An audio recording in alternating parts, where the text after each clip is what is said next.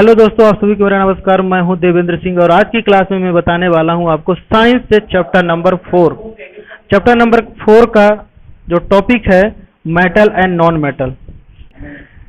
जी हाँ दोस्तों, तो इस चैप्टर में क्या पढ़ना है अपने को, मेटल और नॉन मेटल। तो थोड़ा सा मैं आपको बता दूं कि मेटल क्या होता है, नॉन मेटल क्या होता है। मेटल को बोलते हैं धातु। क्या बोलते हैं? धातु बोलते हैं। तो थोड़ा सा मैं यहाँ पे आपको बता दूं, धातु। और नॉन मेटल को क्या बोलते हैं? अधातु। तो इनके बारे में आज की क्लास में मैं आपको बताने वाला हूं। जी हाँ दोस्तों, इनसे रिलेटिव इनकी प्रॉपर्टी क्या होती है, इनके रिएक्शन क्या होते हैं, कहाँ पे यूज किया जाता है, इनसे एलॉय क्या बनते हैं, इन सारी बातों को आज की क्लास में मैं एक एक करके सब कुछ आपको बताने वाला हूं। तो वीडियो के लास्ट तक में बने रहिए और पूरा का पूरा आज सीख के जाइएगा। जी हाँ दोस्तों, एक चीज मैं आपको और बता दूं कि मैं इस जो चैप्टर है एक लाइन बाय लाइन आपको पढ़कर समझाऊंगा इन हिंदी में।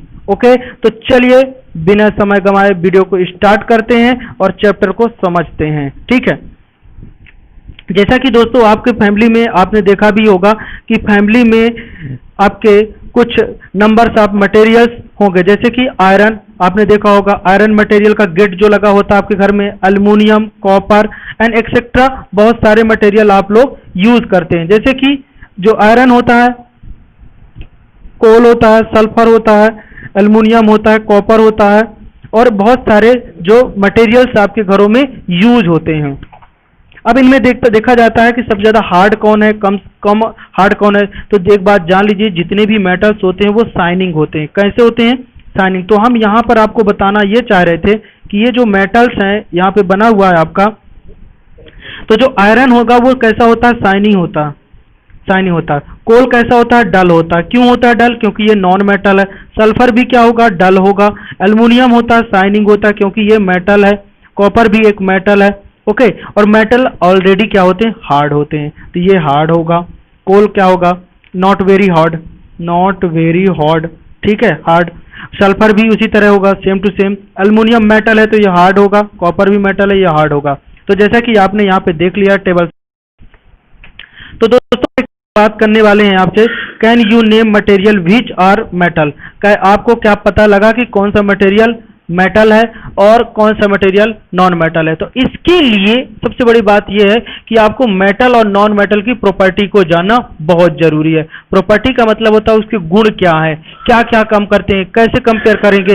तो इन सारी बातों को हम आपको आज की क्लास में बताने वाले हैं। तो जाना नहीं है, पूरा का पूरा समझना है कि इसकी फिजिकल प्रॉपर्टी क्या होती है, उसकी केमिकल प्रॉपर्टी क्या होती है। अब देखो, केमिकल जो हमारा मेटल है उसकी फिजिकल और केमिकल दोनों प्रॉपर्टी को समझिएगा। फिजिकल प्रॉपर्टी वो होती है जिसको हम देखकर या टच करके बता सकते हैं। केमिकल प्रॉपर्टी क्या होती है? एक रिएक्शन करवाने के बाद पता चलता है। तो सबसे पहले हम बात करेंगे physical property of metal and non metal, क्या डिफरेंस होता है। Have you इवर seen in the black Smith beating in the iron. आपने देखा होगा कि जो ब्लैक स्मिथ का मतलब होता है जो लोहे का काम करता है, और वो जैसे कोई भी मतलब ऑब्जेक्ट का पीट करके सीट बना देता है। कोई ऐसा देखिए घर में आपके टेबल बेंच ये सारी चीजें होगी, आपका डोर होगा, तो क्या ऐसे ही क्या बना होगा? नहीं, उसको ऐसा बनाया गया होगा। तो जितने भी मेटल्स होते हैं उनको इस तरह से तैयार कर दिया जाता है, जैसे कि सोवेल हो गया आपका, ऐस हो गया, कुल्हाड़ी जिसको बोलते हो। तो इनको शेप अलग अलग करके बीटिंग करके डिफरेंट टाइप्स के आर्टिकल को डिजाइन दिया जाता है। तो ये सारे जो मेटल्स की प्रॉपर्टी कहलाती है। तो यहाँ से ये सारी चीजें, बीटिंग पीस ऑफ कॉयल। अगर हम कोयले को क्या बीटिंग करेंगे तो क्या शेप बनेगा? नहीं बनेगा। मेटल को अगर हम बीटिंग करते हैं तो एक थिन शीट में ड्रॉ हो जाता है, लेकिन अगर नॉन मेटल जैसे कोयला है उसको अपन हैमर्ड करते हैं या बीटिंग करते हैं तो शीट में ड्रॉ नहीं होता, वो बिखर जाएगा। तो यही दोनों में डिफरेंसेस है, यही दोनों डिफरेंसेस है। तो ये जो अभी आपने प्रॉपर्टी पढ़ा कि जिसको बीटने पर the property of metal by which they can beaten into thin sheet is called malleability. तो मेटल में मेलेबिलिटी की प्रॉपर्टी होती है। मेलेबिलिटी क्या होता है कि किसी भी मेटल को अगर हम बीटिंग करें या हैमरिंग करें तो ब्रेक डाउन नहीं होगा, थिन शीट में कन्वर्ट हो जाएगा। तो you saw shape in the iron nail, aluminium wire वगैरह बीटिंग करके उसको ऐसा डिजाइन दिया जाता है। This is characteristics property of metal. ये एक मेटल की प्रॉपर्टीज होती है, मेटल की विशेषता होती है। तो यहां से एक चीज आपको समझ में आ गया कि मेटल में मेलेबिलिटी की प्रॉपर्टी पाई जाती है, जबकि नॉन मेटल में नहीं पाई जाती, क्योंकि नॉन मेटल कोई सा भी होगा ना, अगर आप उसको ठोकोगे पीटोगे तो टूट जाता। चलिए आगे हम बात करते हैं कि मटेरियल लाइक इन द कोयला, pencil, lead do not show in the this property. कोयला हो गया, पेंसिल की जो ग्रेफाइट होती है, नीडल जिससे अपन लिखते हैं, वो भी क्या होता है, एक नॉन मेटल होता है, वो भी टूट जाता है। Can you hold hot metallic pan which without in the plastic the wooden handle not get in the heart the perhaps not why. तो ये आपने देखा यहाँ पे कुछ है कि कुछ चीजें क्या होती हैं, जैसे आपके घर में रोटी बनाने वाला तवा जो होता है, या तो देखा होगा, या कुकर का हैंडल होता है, तो देखा होगा कि कुकर का हैंडल पूरी बॉडी हॉट रहती है लेकिन हैंडल नहीं रहता, वाई। यहाँ से सवाल उठ जाता है कि भाई ये तो मेटल का बना हॉट है, मतलब गर्म है, और ये तो गर्म नहीं है। तो यहाँ से पता चल जाता है कि जो इसमें मेटल्स होते हैं उनमें एक प्रॉपर्टी पाई जाती है जिसका नाम है कंडक्टिविटी। क्या नाम है उसका, कंडक्टिविटी। तो जी हाँ दोस्तों, आगे जो मैं बताने वाला हूं कंडक्टिविटी बताने वाला हूं। The property of metal why which can it draw into thin sheet या डक्टिलिटी। तो इसको कंडक्टिविटी प्रॉपर्टी वो होती है जिसमें हीट एंड इलेक्ट्रिसिटी फ्लो हो जाती है, जो कि वायर में आपके घरों में बल्ब वगैरह जलते हैं। तो मेटल में कंडक्टिविटी प्रॉपर्टी पाई जाती है, नॉन मेटल में कंडक्टिविटी प्रॉपर्टी नहीं पाई जाती। केवल एक ही ऐसा मेटल है, बताया कि जो मेटल्स होते हैं उनमें कंडक्टिविटी की प्रॉपर्टी होती है, नॉन मेटल में कंडक्टिविटी की प्रॉपर्टी नहीं होती है।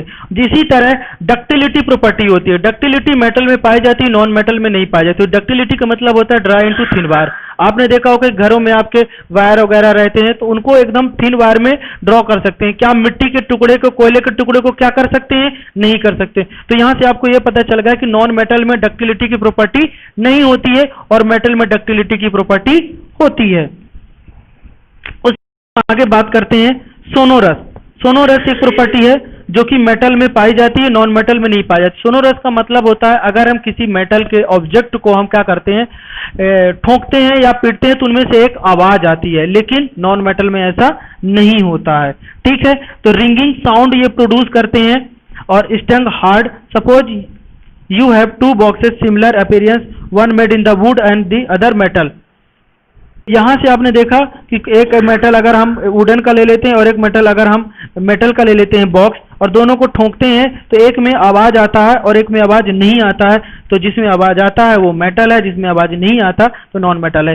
तो इन सब एक्टिविटी से ये पता चला दोस्तों कि जो हार्ड हो, लस्टर हो, मैलेबल हो, डक्टाइल हो, सोनोरस हो या good conductor of heat and electricity का हो, उसको क्या कहा जाता है, मेटल कहा जाता है। क्या कहा जाता है, metal. For example copper, iron, aluminium, calcium, magnesium, ये क्या है, मेटल है। नॉन मेटल क्या है, इसके जस्ट अपोजिट देखो, कोयला, सल्फर, सॉफ्ट, डल अपीयरेंस होता है। They break down into in the powder मास।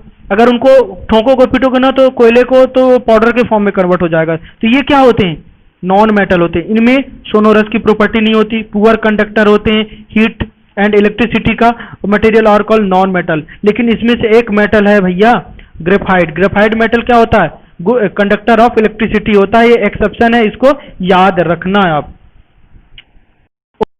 तो ये होगा इसकी फिजिकल प्रॉपर्टी, मैंने आपको बता दिया ऐसा ऐसा होता है। अब मेटल में शाइनिंग प्रॉपर्टी होती है जबकि नॉन मेटल डल होते हैं।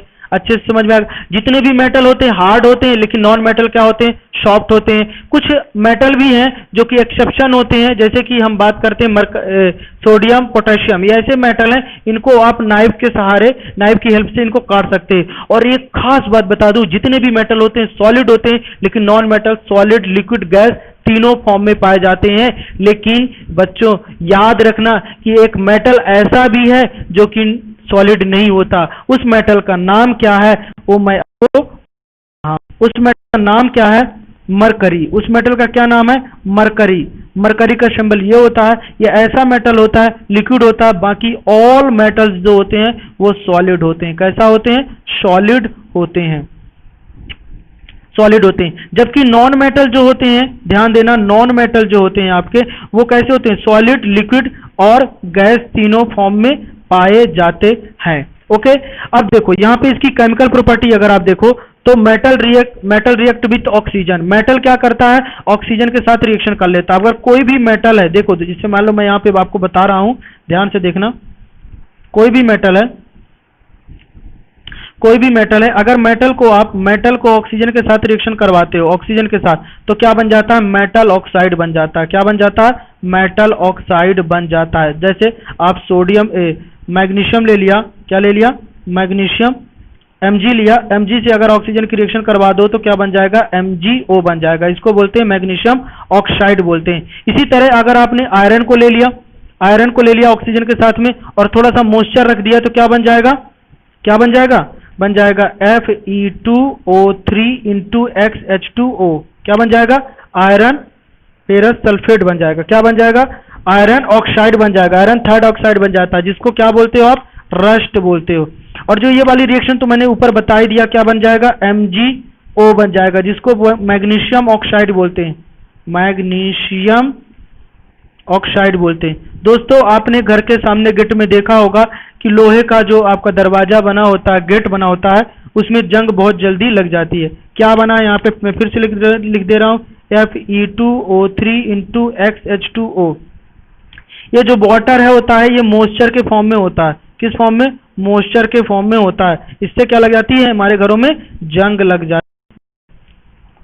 ठीक है जी हाँ दोस्तों, आगे हम और बात करेंगे कि ये एक्टिविटी दिया है, इसको टेस्ट करते हैं। कैसा, barium sulphate ribbon in the dissolve in the water in the test in the acidic basic nature. तो जितने भी ऑक्साइड्स होते हैं, मेटल ऑक्साइड होते हैं, वो कैसे होते हैं, देखो जितने भी मेटल ऑक्साइड हो गए, देखो मैं लिख दे रहा हूं, मेटल ऑक्साइड, ध्यान देना, मेटल ऑक्साइड होते हैं जो कि कैसे, किस नेचर में होते हैं, बेसिक नेचर के होते हैं। बेसिक का मतलब होता है क्षार, कैसे होते हैं, क्षार होते हैं। और नॉन मेटल ऑक्साइड जो होते हैं, नॉन मेटल ऑक्साइड होते हैं दोस्तों, नॉन मेटल ऑक्साइड, ये एसिडिक नेचर के होते हैं। कैसे पता चला एसिडिक नेचर के, अगर इसमें वाटर मिला दो तो ये क्या बन जाते हैं, बेस बन जाते हैं। अगर इसमें वाटर मिला दो, क्या मिला दो, H2O मिला दो, तो ये एसिड बन जाते हैं। हाँ दोस्तों, मैं एग्जांपल जरूर बताऊंगा, आप टेंशन मत लीजिए। देखिए जैसे हमने लिया MgO, ये मेटल ऑक्साइड है, अगर इसमें वाटर मिला दो तो क्या बन जाता है, MgOH का होल ट्वाइस, और ये एक बेस होता है। और इसी तरह अगर आपने नॉन मेटल ले लिया, जैसे SO3 ले लिया, नॉन मेटल ऑक्साइड है, और अगर आपने इसमें H2O मिला दिया तो क्या बन जाता है, H2SO4, ये एसिड होता है, सल्फ्यूरिक एसिड बोलते हैं इसको, और इसको मैग्नीशियम ऑक्साइड बोलते हैं। ओके, आई होप आप इतना समझ गए होंगे।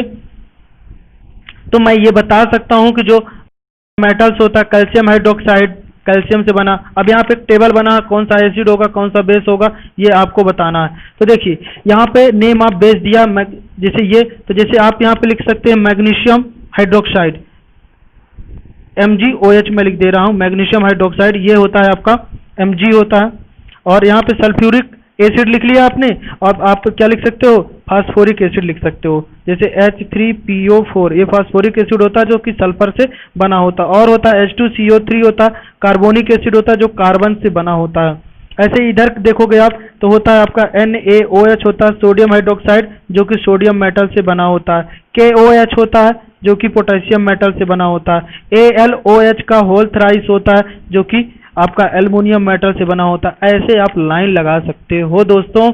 जैसे कि मैं और बता दूं, जैसे HCO3 जो होता है, सॉरी HCOOH होता है, ये भी कार्बन से बना होता है, इसको बोलते हैं फॉर्मिक एसिड। और H3COOH होता है, ये होता है आपका एसिटिक एसिड, ये भी कार्बन से बना होता है। कार्बन नॉन मेटल है, तो इनका नाम एक बार और मैं मेंशन कर रहा हूं। मैग्नीशियम, देखो ध्यान से देखना, magnesium hydroxide, sodium hydroxide, potassium hydroxide, aluminium hydroxide, phosphoric acid, carbonic acid, और ये हो गया आपका फॉर्मिक एसिड, ये हो गया आपका एसिटिक एसिड। नोट कर लेना। तो देखो जैसे यहाँ पर ये बना है, तो ये यहाँ पे क्या बना, SO2 लिया, क्या लिया, SO2 लिया और वाटर लिया, तो यहाँ से क्या बन गया, सल्फ्यूरिक एसिड बन गया। यहाँ से ये समझ में आ जाता है आपको कि अगर सल्फर डाइऑक्साइड लोगे और वाटर के साथ रिएक्शन करोगे तो सल्फ्यूरस एसिड बनता है। जी हाँ दोस्तों, लेकिन आप अगर सल्फर ट्राईऑक्साइड लोगे, एस देखो ध्यान से देखना, SO3 के साथ अगर H2 की रिएक्शन करवाओगे तब बनता है H2SO4 बनता है, ये बनता है सल्फ्यूरिक एसिड, सल्फ्यूरिक एसिड बनता है दोस्तों। लेकिन अगर SO2 लोगे तो आपका सल्फ्यूरस एसिड बनता है। इनके नाम आगे चल के आपको पता चल जाएंगे। तो कैसे पता चला ये एसिड होता है? तो एक बात आपको मैं और बता दूं कि जो एसिड होते हैं, अगर एसिड के सामने ब्लू लिटमस पेपर लाया जाए, ब्लू लिटमस पेपर लाया जाए, कौन सा लिटमस पेपर होता है, ये मार्केट में मिल जाता है, तो ये रेड कलर में कन्वर्ट हो जाता है। एसिड के सामने अगर ब्लू लिटमस पेपर लाया जाए तो रेड कलर में कन्वर्ट हो जाता है। लेकिन अगर बेस है तो बेस के सामने अगर रेड लिटमस पेपर रखोगे, तो रेड लिटमस पेपर रखोगे तो ये कैसा हो जाएगा? ब्लू कलर का हो जाएगा। कैसा हो जाएगा? ब्लू कलर का हो जाएगा। इतनी बात आप याद रखना, ठीक है। अब देखो, अगर रिएक्शन विथ मेटल करते हैं, रिएक्शन ऑफ वाटर करते हैं, तो मेटल की रिएक्शन अगर वाटर के साथ करवाते हो तो क्या बने?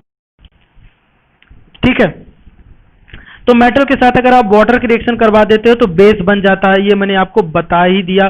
जैसे iron react with water slowly, generally the non metal do not react with water. Metal जो होते हैं वाटर के साथ रिएक्शन कर लेते हैं, नॉन मेटल वाटर के साथ रिएक्शन नहीं करते, ठीक है। जैसे non metal are store in water, water को स्टोर कर सकते हैं। जैसे phosphorus very reactive, non metals catch in the fire. कुछ एक्सेप्शन है, जैसे फास्फोरस अगर वाटर के संपर्क में आता है तो क्या कर लेता है? कैच फायर, आग लग जाती है उसमें। To prevent the contact phosphorus with in the atmospheric oxygen store in water. Reaction with acid, अगर मेटल को एसिड के साथ रिएक्शन करवाओगे तो हाइड्रोजन गैस निकलता है। भैया कैसे? देखो, अगर मैंने यहाँ पे ले लिया सोडियम, सोडियम में अगर मैंने H2SO4 की रिएक्शन करवाता हूँ तो बन जाएगा Na2SO4 और प्लस H2 गैस निकल जाएगी। तो याद रखना, अगर जब भी किसी भी मेटल को अगर आप एसिड के साथ रिएक्शन करवाते हो तो क्या बनता है? ऑक्सीजन गैस निकलती है। लेकिन कुछ मेटल्स एक्सेप्शन होते हैं, समय आने पर उनको पता चल जाएगा, आपको 9th-10th क्लास में आपको बताया जाएगा। अभी आप इतना ही समझो कि अगर मेटल को एसिड के साथ रिएक्शन करवाते हैं तो H2 गैस इवॉल्व करेगी प्लस सॉल्ट बनाएगा। क्या बनाएगा? सॉल्ट। ओके, अब यहाँ पे देखिए, क्या मैग्नीशियम रिबन रूम टेम्परेचर पे रिएक्शन करेगी? हाइड्रोक्लोरिक एसिड के वार्म में करेगी। एक्टिविटी है ये, आप थोड़ा सा अपने से करके देखोगे तो ज्यादा आपको समझ में आएगा। ओके, यहाँ पे एल्युमिनियम है, क्या करेगा? एसिड के साथ हाइड्रोक्लोरिक के साथ रिएक्शन करवाना है, यहाँ पे सल्फ्यूरिक एसिड के साथ रिएक्शन करवाना है। तो जैसे मान लो अगर हमने यहाँ पे आयरन लिया, आयरन रूम टेम्परेचर पे कर लेगा? हाँ कर लेगा। एल्युमिनियम भी कर लेगा। तो इसको थोड़ा सा आप ट्राई करो तो आपको ज्यादा अच्छे से समझ में आएगा। अदरवाइज मैं इसको भी समझा दूंगा। रिएक्शन विथ बेस, अगर बेस के साथ रिएक्शन करता है एसिड तो क्या होगा? तो ध्यान देना, अगर बेस के साथ रिएक्शन करता है तो यहाँ पे एक metal reaction with sodium hydroxide to produce hydrogen gas. ये भी क्या करता है कि हाइड्रोजन गैस प्रोड्यूस करता है। Reaction with non metal with base is the complexes बन जाता है। डिस्प्लेसमेंट रिएक्शन क्या होती है? डिस्प्लेसमेंट रिएक्शन वो रिएक्शन होती है कि अगर टू मेटल सॉल्ट हैं, जैसे कि यहाँ पे आप देख रहे हो कि एक कॉपर सल्फेट, जिसे मान लो कि यहाँ पे कॉपर सल्फेट सोल्यूशन लेते हैं हम, देखो CuSO4 लेते हैं और प्लस इसमें जिंक डाल देते हैं तो बन जाता है ZnSO4 और प्लस कॉपर। तो देखो ये जो होता है आपका ब्लू कलर का होता है। कैसा होता है? ब्लू कलर का। और यहाँ पे बन जाता है कलरलेस, बन जाता है कलरलेस, या रेड ब्राउन कह सकते हो इसको। कैसा कह सकते हो? ब्राउन कलर का बन जाता है। उसी तरह आप एक्टिविटी और कर सकते हो इसी तरह कि यहाँ पे देखो कॉपर सल्फेट लिया, जिंक ग्रेन्यूल लिया तो कैसा हो जाएगा? कलरलेस बन जाता है। यहाँ कॉपर सल्फेट ब्लू कलर का रहता है, ये डाल दो तो ग्रीन कलर का हो जाता है। यहाँ पे जिंक सल्फेट लोगे और ये कॉपर सल्फेट डालोगे, ये ब्लू कलर का हो जाता है। और यहाँ पे ये करोगे और ये डालोगे तो ये कैसा हो जाता है? आपका ब्लू कलर का हो जाएगा। इसी तरह जिंक सल्फेट में Fe डालोगे तो ये ग्रीन कलर का हो जाएगा। और ये सब डिस्प्लेसमेंट रिएक्शन देते हैं। ठीक है, उम्मीद करता हूं दोस्तों इतना आपको समझ में आ गया होगा। आगे हम बात करते, देखो यहाँ पे जो मैंने अभी बताया वही सेम टू सेम यहाँ लिखा। कॉपर सल्फेट ब्लू कलर का होता है, जिंक डालोगे तो कॉपर सल्फेट कलरलेस बन जाता है या रेड ब्राउन कलर का बन जाता है। और कॉपर सल्फेट रेड बाहर हो जाता है। इसी को बोलते हैं डिस्प्लेसमेंट रिएक्शन। मैं एक एग्जांपल समझाऊं आपको कि जैसे आप 7th क्लास के किसी बच्चे को 7th क्लास में जाते हैं तो 7th क्लास के बच्चे को उठा के दूसरी जगह बैठा सकते हो। क्यों बैठा सकते हो? क्योंकि आप बड़ी क्लास के स्टूडेंट्स हो। तो इसी तरह अगर मैं बताऊं यहाँ पे थोड़ा सा एग्जांपल देखें कि ए बी है और इसके साथ सी कर रहे हो, तो सी क्या करेगा? इसको डिस्प्लेस कर देगा और क्या बन जाएगा? सी बी बन जाएगा और ए को बाहर कर देगा। इसी को बोलते हैं डिस्प्लेसमेंट रिएक्शन बोलते हैं। ओके, तो ये एक्टिविटी बहुत सारी जितनी भी यहाँ पे लिखा हुआ मैं सब आपको समझा दिया हूँ। ठीक है, आगे क्या दिया है आपका? Use of metal and non metal. तो दोस्तों क्या होता है यूज एंड मेटल और नॉन मेटल का क्या यूज करते हैं? तो non metal is essential for our life and all living things inhale during the respiration. जितनी भी गैसेस होती हैं लगभग नॉन मेटल्स की होती हैं, नॉन मेटल ही होता है, तो उसको हम इनहेल करते हैं, जैसे ऑक्सीजन हो गया। Non metal are use fertiliser के फॉर्म में काम करता है, ग्रोथ और enhance the growth of plant. Fertiliser मतलब खाद उर्वरक की बात हो रही है। Non metal use in the water purification, chlorine का यूज वाटर प्यूरिफाई के लिए किया जाता है। Non metal use in the purple colour solution in the apply in the bounded in the antiseptic के करने के काम में आता है, क्रैकर बनाने के काम में आते हैं, पटाखे बनाने के काम में आते हैं। ओके दोस्तों, यहाँ से नॉन मेटल का पूरा यूजेस मैंने बता दिया और मेटल की रिएक्शन भी बता दिया, डिस्प्लेसमेंट क्या होती है ये भी बता दिया मैंने। मेटल का क्या यूज होता है आप अच्छे से जानते हो। मेटल का यूज क्या होता है? मेटल का यूज होता है एरोप्लेन बनाने में, ट्रेन बनाने में, मशीनरी बनाने में, सैटेलाइट, इंडस्ट्रियल गैजेट बनाने में, कुकिंग यूटेंसिल बनाने में, बॉयलर बनाने में और इन सारे चीजों में इसका यूज होता है। दोस्तों एक बार वीडियो को फिर से रिवाइंड करके आप देखिएगा, आपको और अच्छे से समझ में आएगा। और बहुत जल्द आपके जो कीवर्ड्स दिए हुए हैं, कीवर्ड्स दिए हुए इनका मीनिंग, आपके एक्सरसाइज आंसर क्वेश्चन है, इनको भी मैं बहुत बताता हूँ। आपको कल तक में इसका भी वीडियो आपको मिल जाएगा। तो की क्लास में आपको कैसा लगा कमेंट करके जरूर बताइएगा। कोई भी चीज आपको समझ में नहीं आई तो कमेंट कीजिएगा, उसको मैं फिर से आपको समझा दूंगा। और बहुत जल्द अगले क्लास में मिलेंगे जो कि आपका कीवर्ड और एक्सरसाइज है। जैसा कि आप देख रहे हो कि मैं हर चैप्टर का एक्सप्लेनेशन करता हूं और उसको बेहतरीन तरीके से समझाने की कोशिश करता हूं और जिससे कि आपको कोई प्रॉब्लम ना आए। तो इस तरह का हमारा ये सीरीज चल रहा है और इस सीरीज को पूरा मैं कंप्लीट करूंगा आपके आफ्टर एग्जाम तक, जब तक मतलब कि आफ्टर एग्जाम के पहले ही तक मैं आपको कंप्लीट करके मैं प्रोवाइड कर दूंगा। पूरी कोशिश करूंगा कि आपके एग्जाम के पहले ये पूरा मैं कंप्लीट कर दूं। तो इन सभी वीडियो को देखने के लिए आपको एक छोटा सा काम करना पड़ेगा। हमारे चैनल को अगर आपने अभी तक सब्सक्राइब नहीं किया तो सब्सक्राइब कर लीजिए, लाइक कर दीजिए और बेल आइकन की बटन को दबाना मत भूलिए, क्योंकि दोस्तों जैसा ही मैं ये इसका अगला पार्ट कीवर्ड और एक्सरसाइज लेकर वीडियो बनाकर डालूंगा तो जिससे कि आप तक नोटिफिकेशन आ जाए, आप तक पहुंच जाए। और एक छोटी सी और रिक्वेस्ट है आपसे कि ये इसको अपने दोस्तों के बीच में जरूर शेयर कीजिएगा, जिससे कि उनका भी भला हो सके, क्योंकि वो भी तो आप ही के जैसे हैं, उनको भी तो कोई चीज क्लास नहीं लग रही, उनकी स्कूल नहीं लग रही, तो उन तक भी पहुंचाने की कोशिश करें, उनकी मदद करें। और चलिए दोस्तों, इसी के साथ आप सभी को मेरा धन्यवाद। मिलते हैं अगली क्लास में। घर पे रहिए, सेफ रहिए, पढ़ते रहिए। Bye bye.